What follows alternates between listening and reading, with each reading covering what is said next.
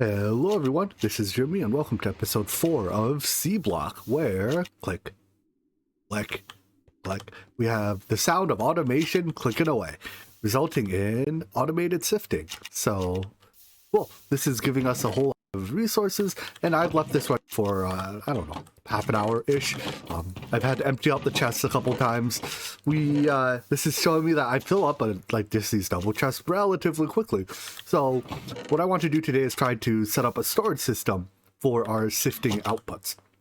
That, reasonably speaking, is going to require drawers.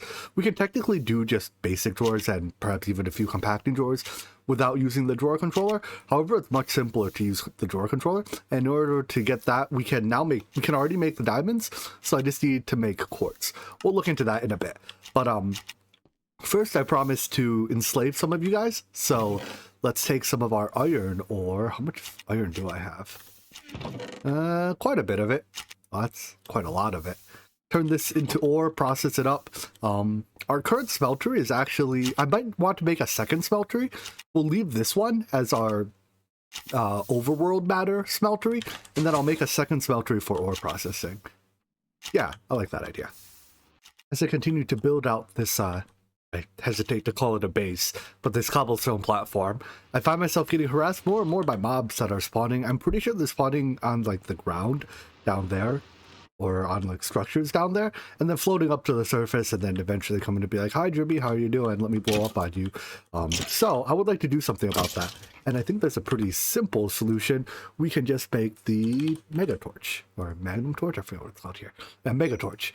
It takes 2 diamonds and 2 blocks of gold, but now we have, I wouldn't quite say plenty of diamonds, but like I was willing to waste a diamond on a wand, right? Yeah, we can make a couple of mega torches, put them in each corner. I don't know what the range of mega torches. Let's actually check. It would be under... Can we actually view mod settings? I know there's a mod that lets us... We have a mod to view mod settings, but where is it? Do I have to be logged out to do it? Yeah. For now then, let's just use 1 mega torch.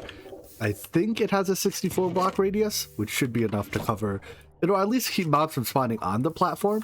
Some of the mobs might still spawn beneath and drift up, but we'll maybe put a boundary around the base to deal with that. I don't know. This is reasonably centered-ish, right? Kind of, sort of. All right, so I was originally actually going to make a large smeltery to do our ore processing, but then it's occurred to me, we have machine frames, which means we can use something that has both slightly better yields and is slightly cleaner. And for that, I'm thinking we can use the pulverizer.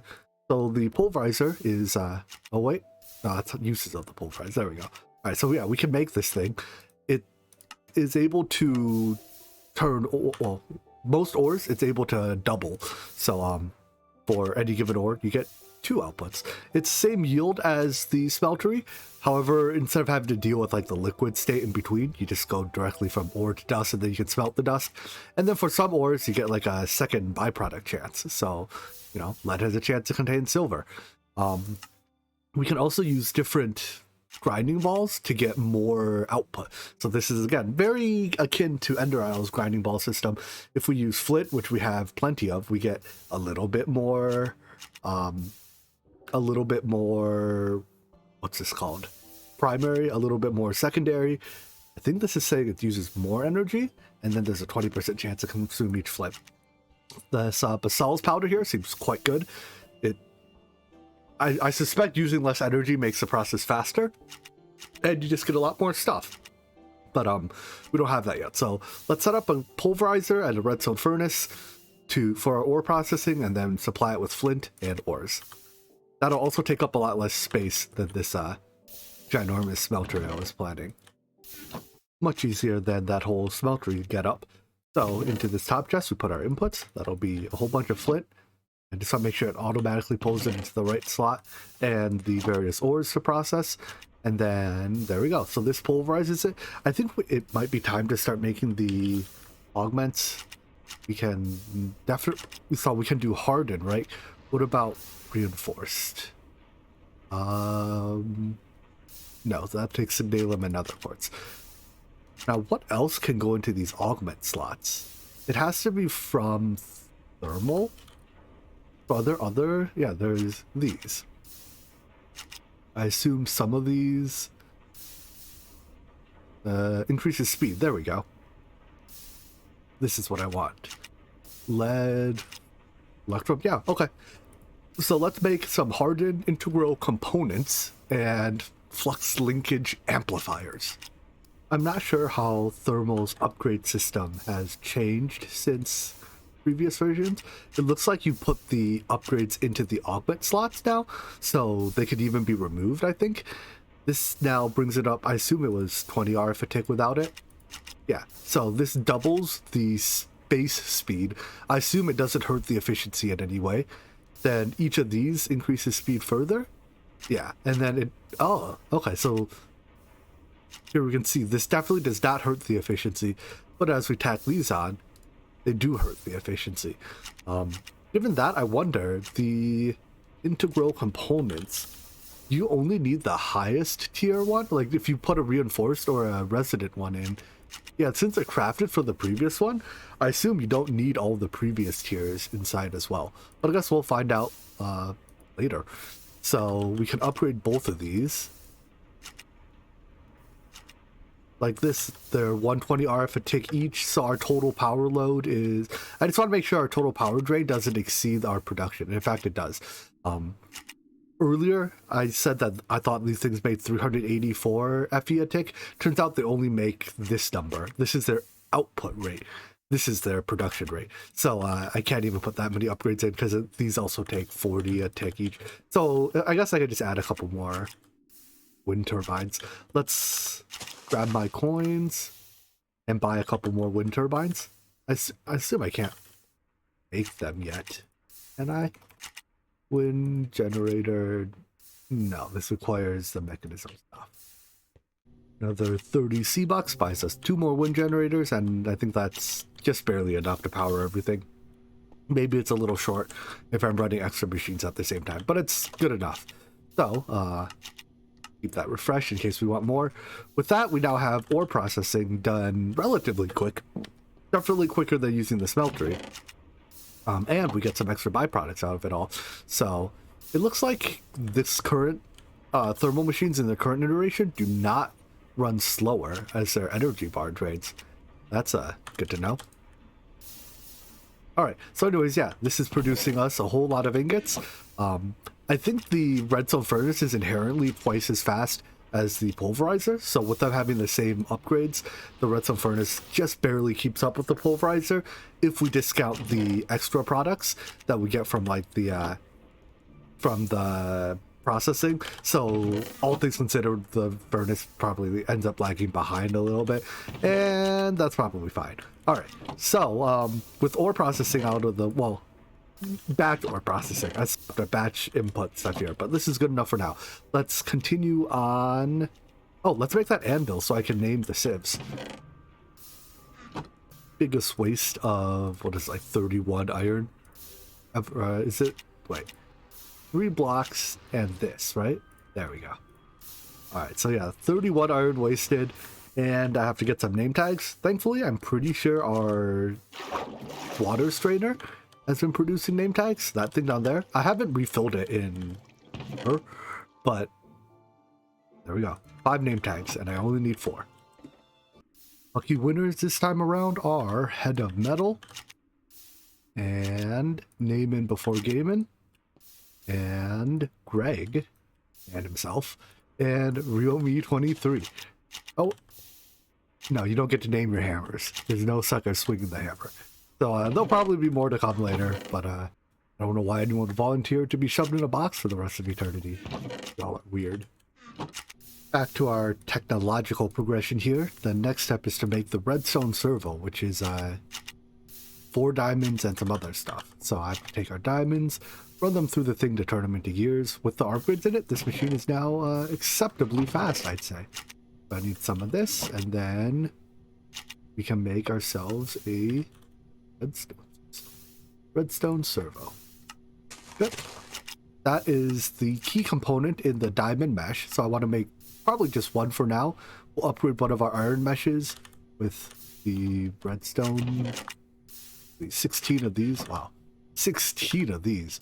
I remember that. This was expensive. All right, well, now that we have plenty of gold, I still don't quite have enough to upgrade all 4, so I'm not going to, but we'll do 1. And let's do the 1 all the way at the end here. So I'm going to set it to another channel that's not in use, another color. Is it just right-click that?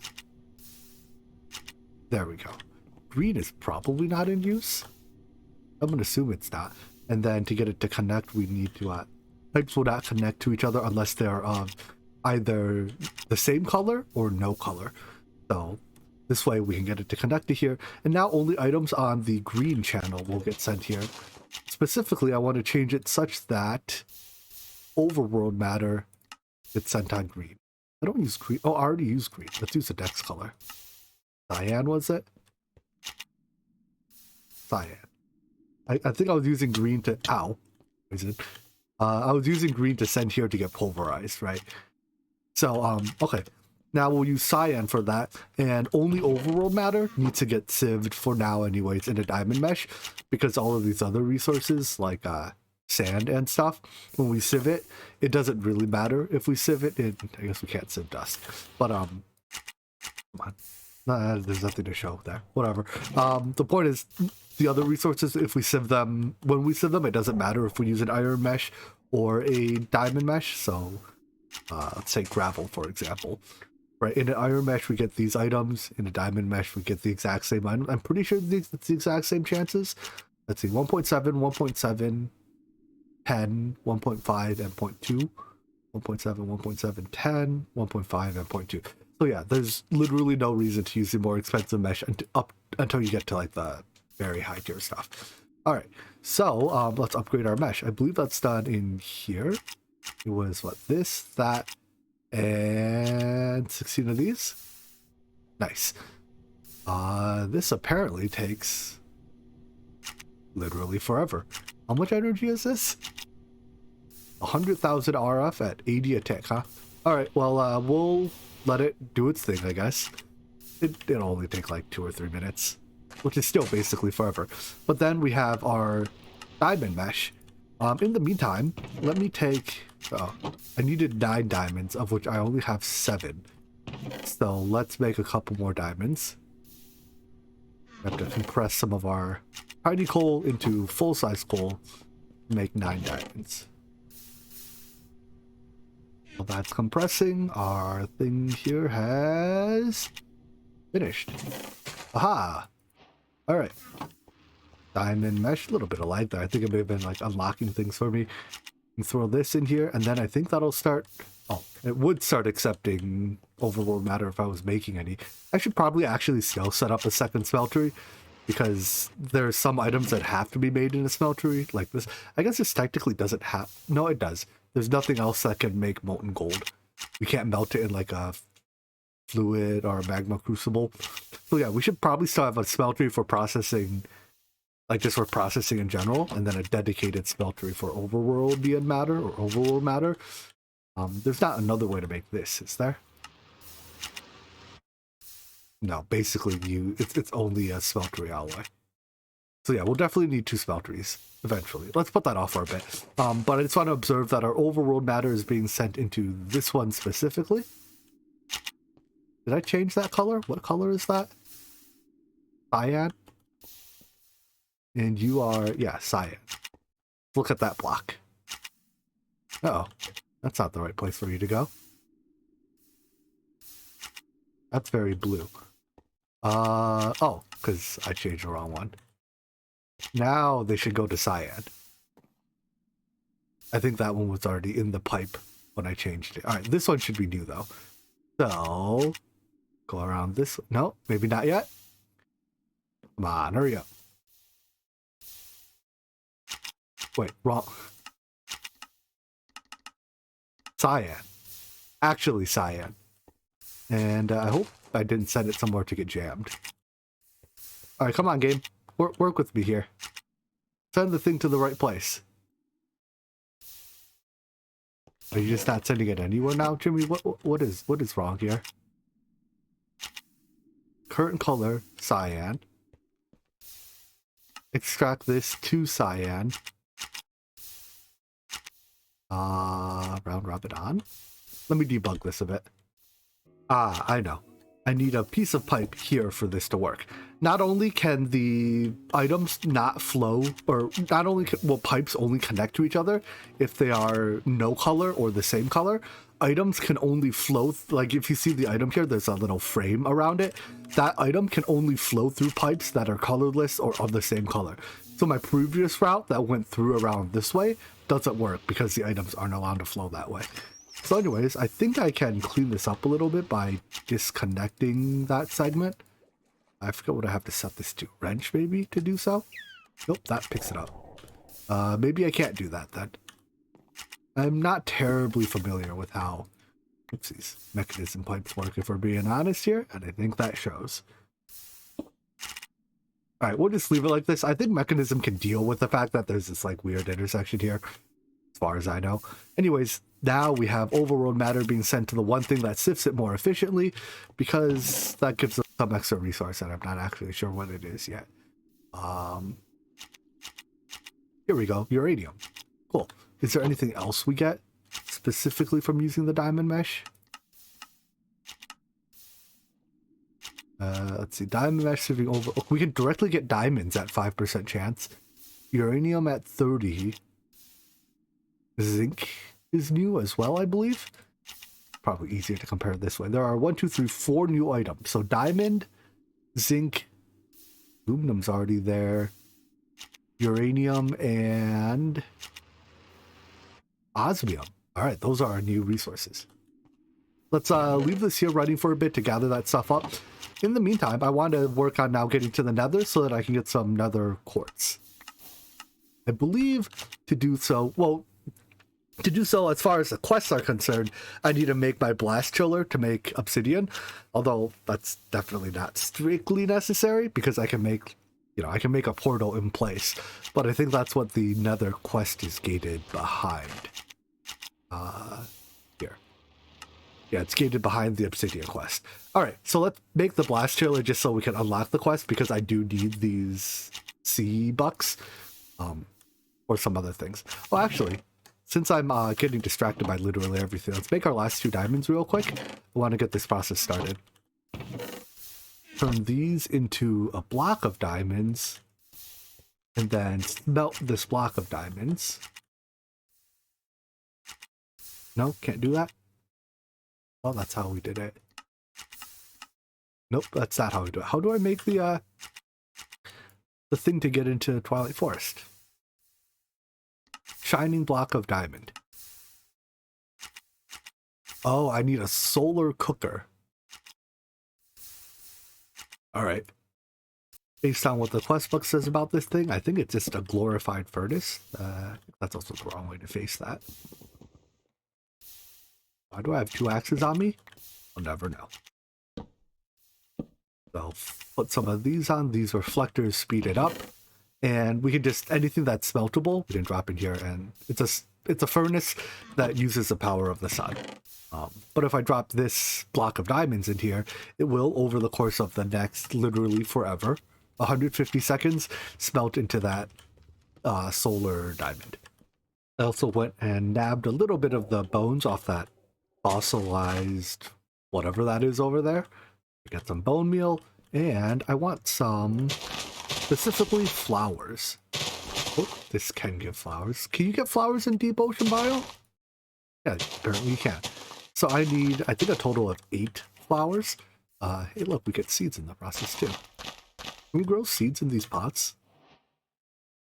Just getting distracted by everything. Answer is no, not by the looks of things. During this time, our shining block of diamond is done. We can use this, I think, by placing it like here to power the solar cooker even at night, but that's kind of a waste of a block of diamonds. So I'm not going to do that because the solar cooker is just slower than the redstone furnace by a large margin. So why use it? What I'm instead going to do is set up a portal to the Twilight Forest with it. The block of shining diamond is the key to get in. So I believe the portal is made something like this. Fill it in with water. Oh. Hello? Hello? Water, fill in. Why you do this to me, water? I think that was actually just a desync. I don't know. Either way, fill this in with water. And then toss the block of shining diamond in. Bam. Get lit on fire. Fire burns your flowers away. That's fine. So I'm going to stop in here real quick just to see what it's like. Maybe we'll eat first. And we made it to the Twilight Forest. So I guess this is a good place to like get dirt if I need more dirt. Ooh, has its unique Twilight Forest music. Hope it's not copyrighted. I think with that, oh, we still haven't quite completed everything in this tab. Oh well. The reason I wanted to come here is because I wanted to just complete this quest, because completing that quest opens up the ability to buy the scale, which protects us against the toxic air. So that's 200 C-bucks, and I don't think I quite have 200 yet, especially because I spent, there's 60 of them on those 4 windmills. I don't regret spending those C-bucks, but I think that does set me back such that I have just about 100. Blame the ones I have pending. Yeah, like 104. So for now, I'll probably save C-bucks to try to get up to the 200 so that we can buy the scale. I assume there's no other recipe for the scale. We have to... Wow, it's a lot of different scales. Grants immunity. Ah, I see. So the different ones grant immunity to different things. All right. Well, yeah, I need 200 C-bucks for that. We'll work on that slowly. Back to getting to the nether then. I made ourselves a blast chiller. I gotta place it down here, and it just needs hot stuff to melt. So may as well speed it up with an augment. What I'm going to do is yoink that bucket of lava, put that in here. That should start making our first piece of obsidian. Technically our second, I guess. Our first piece of obsidian was when I had a 10 million IQ moment. I messed up a cobble gen. But our first piece of useful obsidian. To power this crucible again, I'm going to drop a block of uranium there, because apparently uranium is extremely hot. So the uranium can be used to power our crucibles to make them even faster. Then I'll get a second block to power our other crucible, which will be melting, which will be making lava. So, I think I can take down this melter. I'm gonna leave it there for a little bit longer, I guess. The upside about using the uranium as a heat source, in addition to obviously just being faster, is that it doesn't flow. So I don't need this like anti-flow protection. It's not going to spill everywhere, which is nice. This uranium actually melts our crushed andesite here almost as fast as the faucet can pour it. So I'll throw that into a tank, and then for now I'll just move it over by hand. We need a total of 10 pieces of obsidian to make our portal. So how many is that? 6 or 5, 6, 7, 8, 9, and I don't have a diamond pick, so I can't pick up the one that's sitting in the basement. I mean, I guess we could build a portal around it. Let's build a portal up here. So 10 pieces of obsidian. Make the usual nether portal. Of course, leave out the corners. Light it with a flint iron, and bam, we can go to the nether. I assume the nether is not a void world, but we'll find out in a second. Just kidding. The nether is definitely a void world. Alright, well, we've completed the quest. That should unlock the nether quest here. Enter the nether, we've made it. Now I need... Let's see... So, what am I supposed to do here? Is there, like, actually stuff around? Like, maybe the structures still generate? Let's go make some of these map generators and see if we can find some, nether rack. That's really what I need, right? Looks like we're not supposed to get nether rack that way. There's a quest line here called, Nether You Mind that eventually leads into nether rack. So, step 1, witch water, made by converting a barrel of lava with obsidian block underneath. Okay. I assume this witch water has other uses as well. It can, at least in previous versions of it, Ex Nihilo, it could like turn squids into ghasts and skeletons into wither skeletons. I think it also like gives you a wither debuff for swimming in it. No fun. Anyway, soul sand. Maybe by placing sand inside a barrel of witch water. Can be a lot more efficient if you use compressed blocks. Alright.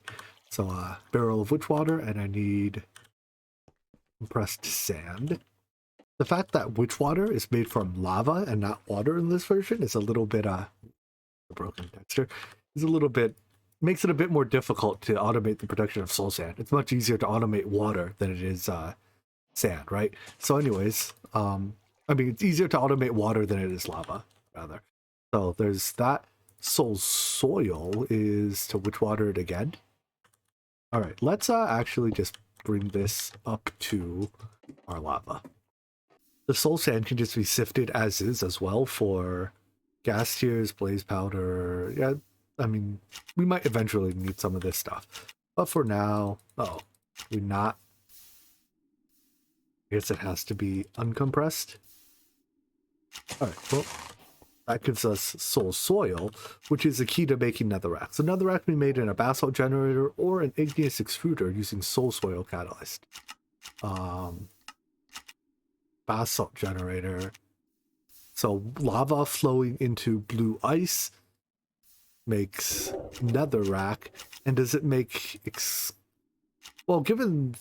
let's just make ourselves an igneous extruder because we have access to it now, right? This just uses invar constant. Yeah. Oh, it doesn't even use a machine frame. Nifty.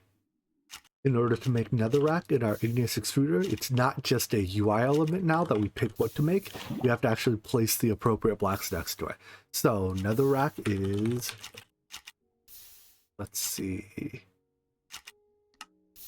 Oops, here we go. So lava as a heat source, blue ice as the coolant, and soul soil as the underneath block. So let's put the soul soil here. I hope. Yeah, no gravity. Good. And then I need a piece of blue ice. So blue ice is basically double compressed ice. I switched our blast chiller over to making ice. An aqueous accumulator fills it with water, which makes it into ice, and then I just have to compress it twice. First into packed ice and then the blue ice. And by placing the blue ice next to it, we now have a netherrack generator. It's actually extremely fast. Using the igneous extruder to make like my gravel, sand, and all this stuff, it's probably much more efficient than using the block breakers. Oh well, we'll swap that system over later. For now that I can take this netherrack, let's get a chest. Can I get you to auto output? I see no auto output settings. Maybe there's an augment for it? I see nothing of the sort, so we'll just use a basic pipe for it. It extracts a little bit slower than this thing actually crafts. Like ever so slightly slower, and that's okay. So now that I have netherrack, we can, I guess, compress it and then hammer it and then well, for now, since we don't have auto compressed hammers or auto compressed sieves, let's just sieve it as is. So take it, put it through an auto hammer, put it through an auto sieve. I'll see if I can work up another diamond mesh for it so that we can get more nether quartz. This also produces blaze, more gold, glowstone. Yeah, a lot of good stuff all around. What does an emerald mesh take? Just a block of emeralds? How many emeralds do I have? I have some from killing mobs. 2 in here, and I think I might have like another one down here, but I definitely don't have 8 yet. So we can't go, yeah. I think I have 3 total emeralds. So that's well short of 8. We'll work on emeralds later. For now though, let's just get this processing through a diamond. I would share this sieve, however this one is already incapable of keeping up with the output of my smeltery here, which might be done. Yeah. I'll prepare another like 1,000 block batch at some point, but I just do huge batches of this organic matter, overworld matter for now. For the low price of ADR for tick, we can take our netherrack, hammer it. I don't mind that this here is bottlenecked by extraction speed because our hammer is actually, practically speaking, the bottleneck. The sifter, I think, runs at the same speed as the hammer, or at least they're very close. So anyways, hammer it, sift it, Our lucky sifter is Kafamters. Enjoy sifting netherrack for the rest of your existence. And then the output goes into here, and we have nether quartz. This is really what I'm after. Everything else is, you know, bonus. Nice to have. Like cobalt, we could probably make a better pickaxe head than our flint pickaxe head, but everything else is really, you know, not required right now. I don't know. Maybe this glowstone might be nice too. I don't have glowstone yet. Blaze, I'm sure we can turn this into blaze rods somehow. I suspect probably in a... That turns it into molten blaze. We turn molten blaze. Blaze wood. Here we go. So yeah, 5 blaze can become 1 blaze rod. You can even directly throw the blazes into smelteries. All right, well, whatever. But yeah, this can make blaze rods if needed. Let's this up to also complete the quests. Netherrack and crushed netherrack. And then you want me to pick up one of everything coming out of here? And press as well? Come on, give me one more. I went to process one of our cobalt chunks through our pulverizer to, well, get cobalt. And I noticed that these pulverizers now, if they are underpowered, they fully reset their progress as soon as they no longer are powered, as opposed to the old behavior where they just slow down, right? So, I do actually have to make sure we produce enough power to run these machines. For now, we can probably get by just pulling some of these upgrades. Is that enough? No, still not. I guess I can... Ow. Need to stop jumping quite so high. I can buy another 2 windmills. We're going to need to come up with some power source that's not just buying more windmills eventually, but later. Because this does set me back to what, 98 bucks towards our 200 to buy the scale. Now that we have nether quartz as well as a steady supply of diamonds, we should be able to make the drawer systems to hold our, say, sifting outputs as well as just resource outputs from the block breakers. However, we're out of time for today, so why don't we leave off here? We'll come back next time, set up a storage system. I'll probably redesign our inputs to our sieves a little bit so that we can utilize igneous extruders to make their inputs as opposed to block breakers, because igneous extruders are a lot faster. We can probably make it a bit less noisy, and get rid of this whole like RNG block production thing. Although, I mean, everything in here, well, almost everything in here is useful in some way, shape, or form. I don't know. We'll figure out the details later. So that's it for today. I hope you guys enjoyed this video, and I hope to see you in the next one. Take care. Bye-bye.